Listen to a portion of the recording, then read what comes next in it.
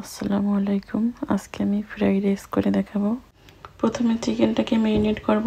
এর জন্য দিয়ে দিলাম ব্ল্যাক পেপার 1 টিস্পুন, লবণ পরিমাণ মতো, red chilli powder 1 teaspoon, soy sauce 1 teaspoon, oyster sauce 1 teaspoon, আদা রসুন বাটা দিয়ে দিব 2 টিস্পুন। এখন আমি চিকেনটাকে মেখে নিব।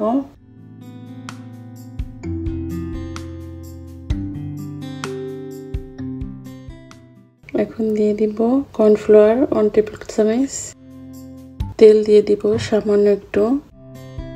এখন চিকেনগুলোকে সুন্দরভাবে মেখে নিব। চিকেনটা ম্যারিনেট হতে থাক, এই ফাঁকে আমি চালটা সিদ্ধ করে নিব। আমি এখানে বাসমতি চাল নিয়েছি। পরিমাণ মতো লবণ দিয়ে দিব আর দিয়ে দিব 2 টেবিল চামচ পরিমাণ অয়েল। এতে চালটা একটার গায়ে একটা লেগে থাকবে না। এখন আমি ঢাকনা দিয়ে ঢেকে দিব। বলক আসা পর্যন্ত অপেক্ষা করব। চালটা পুরোপুরি সিদ্ধ করব না।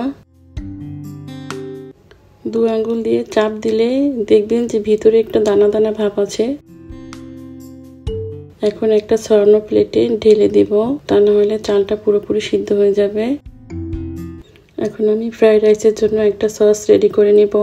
এর জন্য আমি 2 টেবিল চামচ সয়া সস, 2 টেবিল চামচ ওয়েস্টার সস, 1 টেবিল চামচ দিয়ে দিব ফিশ সস। এটা অপশনাল, কেউ চাইলে দিতে পারেন, না চাইলে নাও দিতে পারেন। এতে স্বাদের কোনো হেরফের হবে না। এবং ব্ল্যাক পেপার দিয়ে দিব 1 টিস্পুন। সবগুলোকে আমি ভালোভাবে মিশিয়ে নিব। এটা একটা সাইডে রেখে দিব। চলে আসলাম চিকেন ফ্রাই করতে। আমি চিকেনগুলোকে ফ্রাই করে নিব।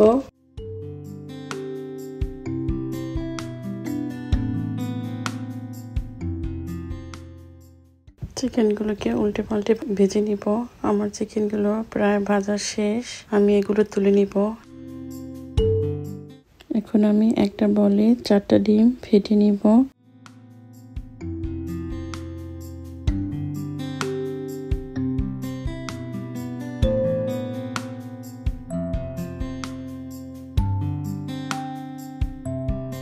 সামান্য একটু লবণ দিয়ে দিব।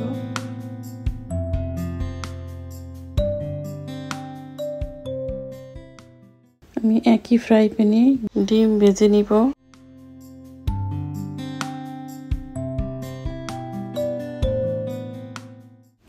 আমার ডিমগুলো ভাজা হয়ে গেছে। আমি এখানে নিয়ে নিয়েছি গাজর, ফুলকপি, পেঁয়াজ পাতা, পেপার আর কিছু পিস নিয়ে নিয়েছি। সবজিগুলো কালারিং হলে ভালো হয়, এতে দেখতে ভালো লাগে। আমি একটা প্যানে বাটার দিয়ে দিব। বাটারটা গলে আসলে দিয়ে দিব গার্লিক। আমি গার্লিকটা হালকা একটু ভেজে নিব। এরপর পর্যায়ক্রমে সবজিগুলো দিয়ে দিব। শক্ত সবজিগুলো একটু আগে দিব।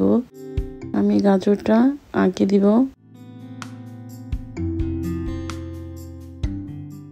এরপর দিয়ে দিব ফুলকপি। আমি গাজর আর ফুলকপি 2 মিনিট রান্না করে নিব।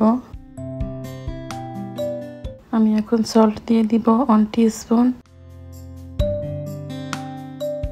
নেড়ে চেড়ে ঢাকনা দিয়ে ঢেকে দিব 1 মিনিট। এরপর আমি দিয়ে দিব পেপার আর পিসগুলো দিয়ে আবার ঢাকনা দিয়ে ঢেকে দিব।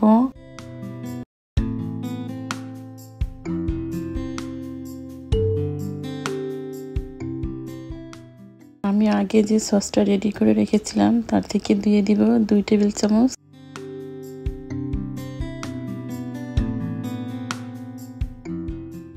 এখন আমি নেড়ে চেড়ে অপেক্ষা করব।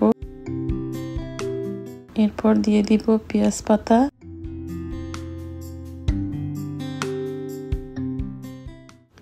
পেঁয়াজ পাতা দিয়ে 2 মিনিট রান্না করে রাইসগুলো দিয়ে দিব।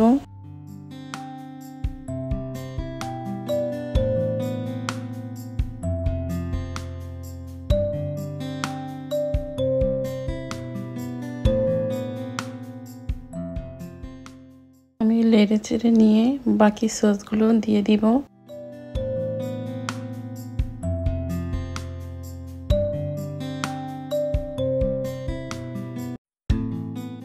দুই মিনিট অপেক্ষা করে চিকেন দিয়ে দিব।